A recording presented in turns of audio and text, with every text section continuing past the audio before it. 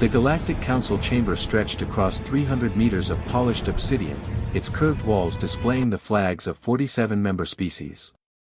Ambassador Thelorax of the Krovan Dominion stood at the central podium, her 4 eyes gleaming with satisfaction as she addressed the assembly. Her silver exoskeleton caught the light from the chamber's floating orbs, creating dancing shadows across the gathered delegates. The human colony on Verdant 7 has been confirmed as extinct, Thelorax announced, her translator converting her clicking mandibles into smooth galactic standard. The spore plague has consumed their entire settlement. 2,000 humans, gone in 43 solar cycles. This marks the end of humanity's foolish expansion into agricultural worlds. A murmur rippled through the chamber. Some species chittered with approval, others remained silent. The Krovan had never hidden their disdain for humanity's rapid colonization efforts. They viewed humans as reckless gardeners who played with biological forces they couldn't understand. Delegate Merzan of the Thelic Consortium leaned forward, his gelatinous body pulsing with curiosity. What of the human botanist? Dr. Sarah Chen was attempting to develop a cure for the spore infection. Did she survive? Thelorax's mandibles clicked in what might have been laughter. No transmission has been received from the colony in 19 days. The spore plague consumes all organic matter. It transforms living tissue into more spores within hours.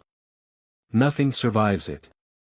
The Krovan Bioweapons Division designed it specifically to eliminate agricultural threats on contested worlds. The chamber fell silent. Several delegates shifted uncomfortably.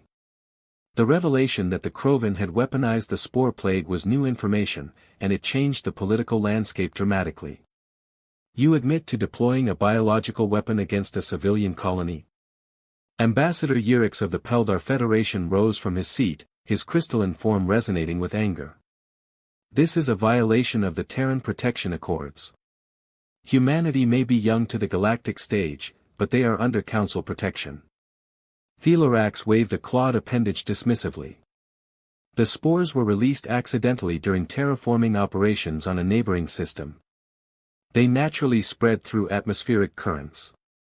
We cannot be held responsible for acts of nature. Acts of nature you engineered, Yurix countered. Before the argument could escalate, the chamber's communication array activated. A holographic display materialized above the central podium, showing a connection request from Verdant 7. The timestamp indicated the message had been transmitted 40 minutes ago. Thelorax's exoskeleton darkened with confusion. Impossible. All communication ceased 19 days ago. The entire colony should be dead. The Council's communication officer, a small Vreen with oversized eyes, chirped nervously. The signal originates from the primary research facility. Shall I establish the connection? Council Chair Vormund, an ancient being whose species had guided galactic politics for millennia, raised one of his 6 arms. Open the channel. The holographic display flickered, then resolved into the image of a human woman. She appeared to be in her mid-30s, with dark hair pulled back into a practical bun. Her face was smudged with dirt, and her clothes were torn in several places, but her eyes burned with fierce determination. Behind her, through a transparent wall, a landscape of vibrant green stretched to the horizon. This is Dr. Sarah Chen, chief botanist of the Verdant 7 colony, she said, her voice steady despite obvious exhaustion. I'm transmitting this message to inform the Galactic Council that reports of our extinction have been greatly exaggerated. Thelorax's mandibles snapped shut. How are you still alive? The spore plague should have consumed every human on that planet weeks ago. Sarah's expression hardened. It tried. We lost 1,843 people in the first 30 days. The spores infiltrated everything, our water supply, our air filtration systems, our food stores. People died in their sleep, at their workstations, in the streets. I watched my colleagues dissolve into clouds of infectious particles. She paused, her jaw tightening. But you made one critical mistake in your bioweapon design, Ambassador Thelorax. You assumed humans would respond to a biological threat the same way other species do. You assumed we'd panic, scatter, and die individually. What did you do? Merzan asked, his gelatinous form rippling with interest. Sarah reached off-screen and lifted a small potted plant into view. It had broad, dark green leaves with distinctive silver veining running through them. The plant seemed to pulse with faint bioluminescence. This is Resistum Terra, Sarah said. Roughly translated from Latin, it means Earth's resistance. I created it by combining genetic material from 17 different Earth plants with native verdant, 7 flora. It took me 372 failed attempts, working 18-hour days while people died around me. But I finally succeeded. She set the plant down and gestured to the landscape behind her. These plants produce a compound that neutralizes the spore plague on contact. They convert the infectious particles into harmless organic matter that enriches the soil. I've been growing them for the past 19 days.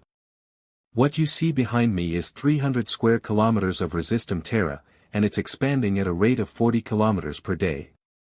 Thelarax's exoskeleton had gone completely black, a sign of extreme agitation in Krovan physiology. You cannot possibly have survived with only 157 colonists. The infrastructure required. 157 survivors, Sarah interrupted. Including 38 children, 22 elderly individuals, and 41 people with various disabilities. We didn't have the luxury of giving up, Ambassador. We're humans. When faced with extinction, we adapt. We innovate. We survive. She leaned closer to the camera, and for the first time, a slight smile crossed her face. And now I'm offering this cure to the Galactic Council, free of charge, for any world affected by spore plagues. Because unlike some species, we believe in helping others rather than weaponizing nature against them. The chamber erupted into chaos. Delegates from dozens of species began speaking simultaneously, some demanding immediate access to the cure, others calling for sanctions against the Krovan Dominion. Through it all, Thelarax remained frozen at the podium, her 4 eyes fixed on the human woman who had just dismantled years of Krovan biological warfare research with nothing but determination and a handful of seeds. Council Chair Vormund raised multiple arms, calling for silence. When the chamber finally quieted, he spoke directly to the holographic image of Sarah Chen. Dr. Chen, on behalf of the Galactic Council, I formally request permission to send a scientific delegation to Verdant 7 to study your work. Sarah nodded. Permission granted, Chair Vormund. But I have one condition. Name it. The Krovan Dominion will provide full documentation of their spore plague bioweapon research to help us understand and counter future variants. Additionally, they will pay reparations to the families of everyone who died in this colony. Thelarax's exoskeleton began to turn red with rage. The Krovan Dominion will never. You will, Vormund interrupted, his ancient voice carrying absolute authority. Or the Council will vote to expel your species from the Assembly. We have tolerated the Krovan's aggressive policies for too long. This ends now. Sarah's image flickered slightly as her transmission began to destabilize. I need to go. We're planting another 50,000 Resistum Terra seedlings today, and I'm needed in the fields. Verdant 7 out. The holographic display vanished, leaving the council chamber in stunned silence. Finally, Delegate Merzan spoke, his gelatinous form pulsing with what might have been admiration. Remarkable. Absolutely remarkable. The humans lost 90% of their colony and still found a way to survive and create a cure. What kind of species does that? Ambassador Urix's crystalline form resonated with a sound that might have been laughter. The kind that will outlast us all, I suspect. Never underestimate a human with a garden and a reason to fight. The Krovan military transport descended through Verdant 7's atmosphere 3 days after Sarah's transmission to the Galactic Council. Inside the angular vessel, General Krekstar stood before a tactical display showing the human colony's transformation. Where disease-ravaged settlements had once struggled for survival, vast fields of silver-veined plants now stretched across the landscape like a living shield. "This is unacceptable," Kextar growled, his red exoskeleton darkening with anger. "One human scientist has undone decades of our bioweapons research. Ambassador Thelorax, your assurances that the spore plague was unstoppable have proven worthless." Thelorax clicked her mandibles nervously from her position near the viewport. The Council's ultimatum had stripped her of diplomatic immunity, and now she traveled as little more than a prisoner on a military vessel commanded by her own people. The human should not have been capable of this. Our simulations showed no species could develop resistance in less than 3 generations. She accomplished it in weeks.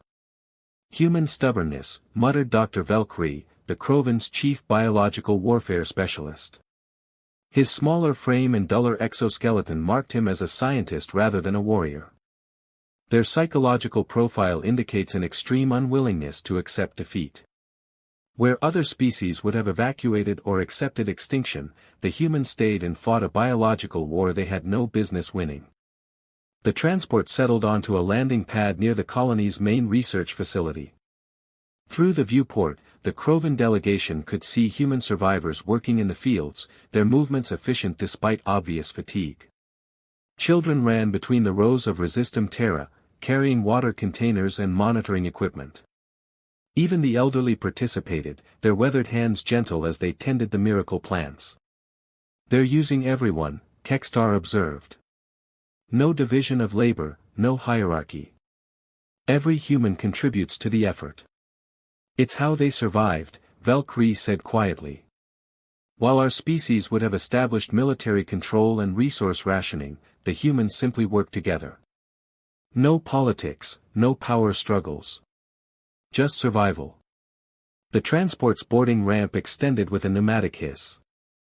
General Kextar led the delegation down onto Verdant 7 soil, his tactical armor scanning for threats. The planet's air carried the scent of fresh growth and something else, a sharp, clean smell that made his sensory organs tingle. Sarah Chen waited at the base of the ramp, flanked by 2 other humans. She wore practical work clothes covered in soil stains, and her hair was even more disheveled than it had been during her transmission. But her eyes remained sharp, assessing the Krovan delegation with the same intensity she might use to examine a diseased plant. "General Kextar," Sarah said, her translator rendering her words into Krovan clicking. "Ambassador Thelorax. Dr. Valkyrie. Welcome to Verdant 7. I'm surprised the Council sent you so quickly." Kextar's mandibles spread in what might have been a smile or a threat display. "We're here to verify your claims, Dr. Chen. The Council requires proof that your cure is genuine before they impose sanctions on the Krovan Dominion." "Of course." Sarah gestured toward the research facility.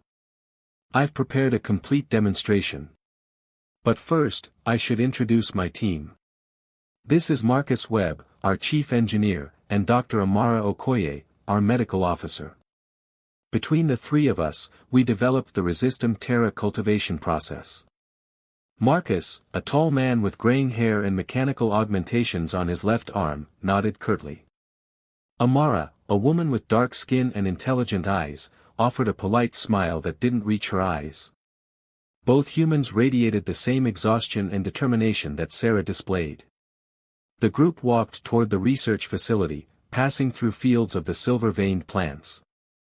Kextar noticed that wherever the Resistum Terra grew, the soil itself seemed healthier, darker, richer. Small insects and native Verdant 7 creatures moved freely through the fields without showing any signs of spore infection. "Your plants have transformed the entire ecosystem," Valkyrie observed, his scientific curiosity overcoming his political allegiance. "The spore plague contaminated everything, soil, water, air. Yet now I detect no trace of infectious particles. The Resistum Terra doesn't just neutralize spores," Sarah explained as they entered the facility's main laboratory. "It actively hunts them. The plants release enzymes that break down the spore's protein shell, then absorb the resulting organic matter as nutrients.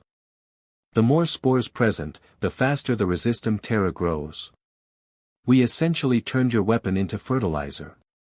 The laboratory was a chaos of equipment, sample containers, and data screens. Every surface held some experiment in progress: tissue cultures, genetic sequencers, growth chambers filled with plants at various developmental stages. It looked nothing like the sterile, organized Krovan research facilities.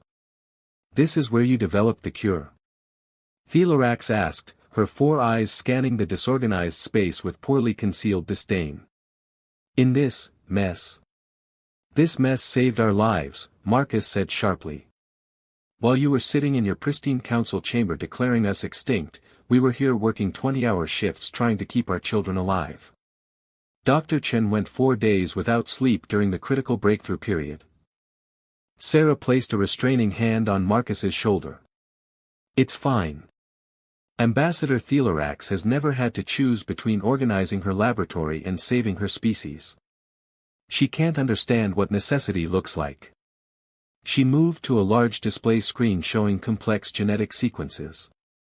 "The breakthrough came when I stopped trying to develop a cure for humans and started thinking about curing the planet itself. The spore plague spreads through any organic matter, so I created a plant that could outcompete it for resources and space." Valkyrie approached the screen, his scientific training evident in how he examined the data. "You spliced genes from 17 different Earth plants. The rejection probability alone should have made this impossible. How did you stabilize the hybrid genome?" "Trial and error," Sarah said. 372 attempts. "I started with aggressive growth species, bamboo, kudzu, morning glory, plants Earth considers invasive because they spread so rapidly. Then I added resistance genes from extremophiles, plants that survive in toxic environments. Finally, I incorporated bioluminescent markers from deep-sea flora to track the enzyme production." She pulled up another screen showing time-lapse footage of Resistum terra growing in a spore-contaminated environment. The plant's roots spread with visible speed, its leaves unfurling and releasing faint clouds of the neutralizing enzyme. Within hours, the spore colonies had vanished, converted into dark, nutrient-rich soil. "The growth rate is exponential," Amara added, stepping forward with a data tablet. "One mature Resistum terra plant produces enough seeds to cover 10 square meters within a week. Those new plants mature in 14 days and produce their own seeds. We went from Dr. Chen's first successful specimen to 300 square kilometers of coverage in 19 days. Kekstar's tactical mind immediately grasped the implications. "A biological weapon that spreads faster than our spore plague. Dr. Chen, you realize you've created something potentially more dangerous than what we deployed?" "I'm aware," Sarah said coolly. "But unlike the Krovan Dominion, I'm not interested in using biology as a weapon. The Resistum terra is programmed with a genetic kill switch. After 3 generations, the plants become sterile and stop producing the enzyme. They'll continue to provide ground cover and soil enrichment, but they won't spread uncontrollably." She fixed Kekstar with a steady gaze. "I built this to save lives, not end them. That's the difference between human science and Krovan bioweapons research." Valkyrie was still studying the genetic data, his mandibles clicking rapidly in what his species did when processing complex information. "This is brilliant. Absolutely brilliant. You've essentially created a biological terraforming system. This could restore worlds damaged by industrial pollution, chemical warfare, or natural disasters." "That's the plan," Marcus said. "Once we've fully cleansed Verdant 7, we're offering the Resistum terra to any world that needs it. Free of charge, no strings attached. Humanity's gift to the galaxy." Thelorax's exoskeleton had gone completely black. "You're giving this away? The commercial value alone is irrelevant," Sarah interrupted. 1,843 people died because of your spore plague. Mothers, fathers, children, friends. I watched my research partner dissolve into infectious particles while I was holding her hand. I'm not going to profit from their deaths by selling the cure." She walked to a viewport overlooking the fields where human survivors worked among the Resistum terra. "We're still here, Ambassador. Against every probability, against your weapon, against extinction itself. We survived because we refused to give up. And now we're going to make sure no other species has to face what we faced. General Kekstar observed the human woman in silence for a long moment. His species respected strength, and he recognized it now in this small, exhausted scientist who had defeated the Krovan Dominion's most effective weapon with nothing but determination and botanical knowledge. The Council will have their proof, he said finally. Dr. Valkyrie will conduct independent testing of your plants. If his results confirm your claims, the Krovan Dominion will provide the reparations demanded. And the bioweapons research data? Sarah asked. Kekstar's mandibles clicked in resignation. Will be delivered within the solar cycle. You've won, Dr. Chen. Completely and decisively. Sarah turned from the viewport, and for the first time since the Krovan delegation arrived, she smiled. I didn't win, General. We survived. There's a difference. Winning would mean those 1,800 people were still alive. All I did was make sure their deaths weren't meaningless. She gestured toward the laboratory exit. Now, if you'll excuse me, I have 40,000 seedlings that need transplanting before nightfall. You're welcome to observe the cultivation process, or Dr. Valkyrie can begin his testing. Either way, we have work to do. As Sarah walked away, Marcus and Amara following close behind, Valkyrie turned to General Kekstar. Sir, we need to revise every assumption we've made about human capabilities. They're not just survivors, they're adaptive on a level we didn't think possible. Kekstar watched the three humans disappear into the fields, their forms silhouetted against the silver-green expanse of Resistum Terra. Agreed. And we need to pray they never decide to weaponize that adaptability. Because if they do, the galaxy won't survive it. 6 months after the Krovan delegation's visit, the Galactic Council convened an emergency session. This time, the chamber's holographic displays showed not one world, but 17, all of them transformed by fields of silver-veined Resistum Terra. From industrial wastelands poisoned by centuries of mining operations to agricultural colonies devastated by crop diseases, humanity's miracle plant had spread across the galaxy. Council Chair Vormund addressed the assembly, his ancient form radiating satisfaction. The human cure has exceeded all expectations. Dr. Chen's Resistum Terra has restored ecosystems we thought permanently destroyed. The commercial savings alone amount to trillions of galactic credits. Ambassador Yurix of the Peldar Federation rose, his crystalline body chiming with approval. My homeworld suffered from toxic soil contamination for 3 generations. Human scientists arrived 6 weeks ago with Resistum Terra seedlings. Yesterday, our agricultural ministry reported the first successful harvest in 72 years. Our children are eating food grown in our own soil for the first time in their lives. Delegate Merzan pulsed with enthusiasm. The Thelic Consortium wishes to establish a formal alliance with humanity. Their approach to biological restoration represents the future of galactic environmental science. We propose granting Earth full Council membership with immediate voting rights. A chorus of approval swept through the chamber. Only the Krovan delegation remained silent, their exoskeletons darkened with humiliation. Ambassador Thelarak's had been stripped of her position, replaced by Ambassador Crenshaw, a younger Krovan known for more progressive views. The Krovan Dominion supports this proposal, Crenshaw announced, his voice carrying none of Thelarak's arrogance. We have paid our reparations to the Verdant 7 survivors as required. Additionally, we have dismantled our bioweapons research division and redirected those resources toward ecological restoration projects. We acknowledge that humanity's approach to biological science is superior to our own. The admission sent ripples of shock through the chamber. The Krovan had never acknowledged any species as superior in any field. Before the vote could proceed, the communication array activated again. This time, the incoming transmission carried an emergency priority code. The holographic display materialized, showing not Sarah Chen, but Marcus Webb, the engineer from Verdant 7. His expression was grave. Council Chair Vormund, I'm transmitting from the Zephyr Research Station in the Outer Rim. We have a situation that requires immediate attention. I'm patching through Dr. Chen now.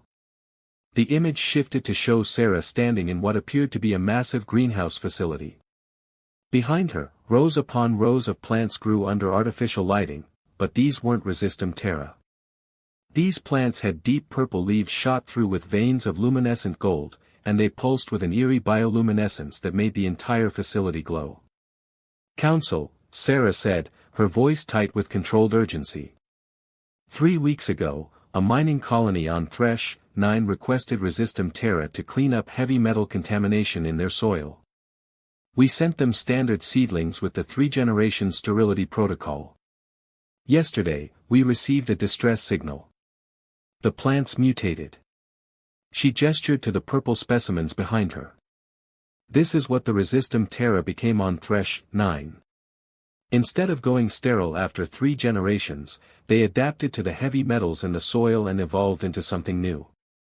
They're still neutralizing toxins, but they're also spreading at 3 times the normal rate and showing no signs of the sterility protocol activating. General Kekstar, attending the session as part of the Kroven's rehabilitation program, leaned forward. "Dr. Chen, are you saying your cure has become invasive?" "Not invasive," Sarah corrected. "Adaptive. The Resistum Terra wasn't designed to evolve this quickly, but Thresh 9's extreme environment triggered genetic changes we didn't anticipate. The plants are still beneficial, the mining colony's soil is cleaner than it's been in centuries, but they're no longer under our control." Delegate Merzen's gelatinous form rippled with concern. "How many worlds have received Resistum Terra shipments?" 43, Marcus answered. "And we've just begun analyzing environmental data from each location. Preliminary results show mutation occurring on 12 worlds with extreme conditions, high radiation, chemical saturation, or atmospheric toxicity. The plants are adapting to survive, and in doing so, they're bypassing the sterility protocol." The chamber erupted into chaos. Species that had praised humanity's generosity moments ago now shouted accusations of recklessness. Ambassador Yurix's crystalline form resonated with alarm. "You've unleashed an uncontrollable biological agent across the galaxy. This is exactly what we feared about human science, innovation without proper safety protocols." Sarah's jaw tightened, but she didn't flinch from the criticism. "You're right. I rushed the deployment because people were dying and ecosystems were collapsing. I believed the 3-generation sterility protocol was foolproof. I was wrong." The simple admission silenced the chamber more effectively than any defense could have. However, Sarah continued, "I'm not here to make excuses. I'm here because we've already developed a solution. It took my team 72 hours of continuous work, but we've created a counteragent." She moved aside, revealing a small potted plant with silver-blue leaves. "This is Resistum moderatus, Latin for controlled resistance. It's genetically coded to recognize mutated Resistum Terra and release a targeted enzyme that restores the original sterility protocol. We've tested it against samples from all 12 mutation sites. It works 100% of the time." Dr. Amara Okoye appeared in the holographic frame, holding a data tablet. "The moderatus variant spreads through root contact and airborne pollen. One plant can restore sterility protocols across 10 square kilometers within a week. We're ready to begin immediate deployment to all affected worlds." Vormund raised multiple arms, calling for order. "Dr. Chen, this is the second time you've presented the Council with both a crisis and a solution. While we appreciate your resourcefulness, many species are concerned about humanity's rapid deployment of biological agents without full testing." "I understand," Sarah said quietly. "And I take full responsibility. But I need the Council to understand something. Every biological system adapts. Every cure eventually faces resistance. I could spend decades testing in controlled environments, ensuring perfect safety protocols, while real people on real worlds continue to suffer. Or I can act, knowing I'll make mistakes, and fix those mistakes as they occur." She looked directly into the camera, her exhaustion evident but her resolve unshaken. The old human saying goes, "Perfect is the enemy of good." Yes, the Resistem Terra mutated. Yes, I should have anticipated that possibility. But in the 6 months since I released it, we've restored 17 dead worlds to life. We've given children clean air to breathe and farmers fertile soil to plant in. We've turned weapons into gardens. At what cost? Demanded a delegate from the Skuran hierarchy, a cautious species known for their extremely slow technological advancement. You've proven that human biology can evolve beyond its intended parameters. What happens when the Moderatus variant mutates? Do you create another counteragent? And then another? Where does it end? Marcus stepped back into the frame. It doesn't end. That's the point. Biology isn't static. The universe isn't static. We can either accept that reality and work with it, or we can watch from the sidelines while worlds die because we're too afraid to act. Ambassador Crenshaw rose from the Krovan delegation. The human is correct. My species spent centuries developing the perfect bioweapon, obsessing over control and predictability. We created death.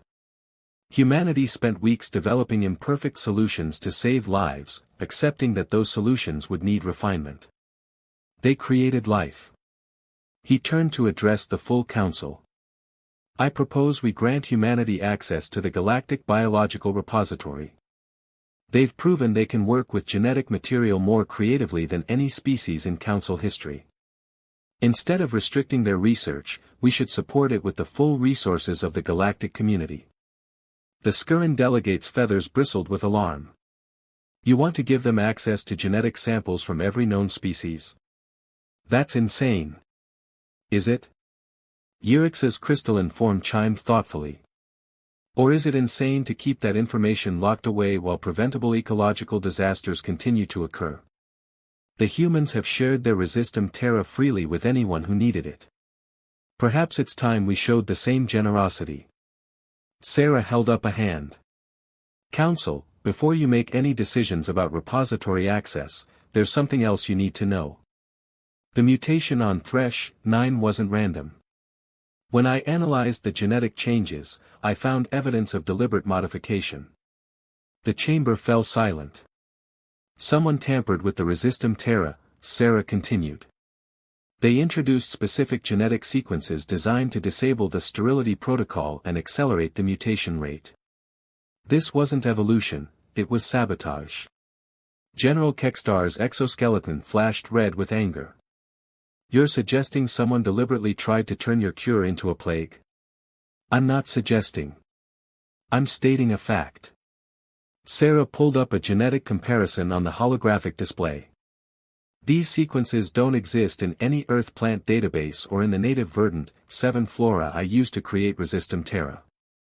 They were inserted by someone with advanced knowledge of genetic engineering and access to the shipments we sent to Thresh 9.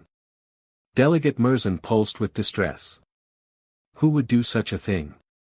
Who benefits from discrediting human science? The answer hung unspoken in the chamber. Every delegate's eyes turned toward the Krovan section. Ambassador Crenshaw rose immediately, his exoskeleton pale with shock. The Krovan Dominion had no involvement in this sabotage. We have dismantled our bioweapons program as promised. I swear this on my family's honor. I believe you, Sarah said, surprising everyone. The genetic markers don't match Krovan bioengineering techniques. Whoever did this was trying to implicate your species while destroying confidence in human science. They wanted to start a conflict between our peoples. Vorman's ancient eyes narrowed. Then we have an unknown actor working to destabilize galactic cooperation. Dr. Chen, can you trace the genetic modifications to their source? I'm already working on it, Sarah replied. But I'll need access to genetic databases from multiple species to compare techniques. That's why I'm formally requesting temporary access to the biological repository, not to develop new cures, but to find whoever is trying to weaponize the ones we've already created. The chamber buzzed with urgent conversations. Finally, Vormund raised his arms for silence. The Council will vote on 2 measures. First, emergency deployment of Dr. Chen's Moderatus variant to all affected worlds. Second, temporary repository access for Dr. Chen and her team to investigate the sabotage. All in favor. The vote was unanimous. Sarah's expression softened with relief. Thank you, Council. We'll begin deployment immediately. And we'll find whoever did this. As the holographic transmission ended, Vormund addressed the assembly one final time. The humans have taught us an important lesson today. Progress requires accepting risk. Innovation demands courage. And sometimes, the greatest danger isn't in acting, it's in standing still while the galaxy burns. He gestured toward the empty space where Sarah's hologram had been. One human botanist, armed with nothing but seeds and determination, has changed the course of galactic history. I suggest we pay attention to what humanity does next. In the Krovan section, General Kekstar turned to Ambassador Crenshaw. The human said she believes we're innocent of the sabotage. She did, Crenshaw agreed. Then we owe her a debt. The Krovan do not forget such things. Kekstar's exoskeleton hardened with resolve. Assemble our best intelligence operatives. If someone is trying to start a war between our species and humanity, we're going to find them first. Far across the galaxy, in the converted greenhouse on Zephyr Station, Sarah Chen stood among her purple-leaved mistakes and silver-blue solutions. Marcus approached, carrying a steaming cup of coffee. You know that speech about accepting imperfection, he said. That was good. Very human. Sarah accepted the coffee gratefully. It was also true. We're going to make more mistakes, Marcus. Probably bigger ones. I know. He smiled. But we'll fix those too. That's what we do. Sarah nodded, staring out at the fields of evolved plants that shouldn't exist but did, created by human stubbornness and the universe's refusal to follow anyone's rules. Yeah, she said quietly. That's exactly what we do.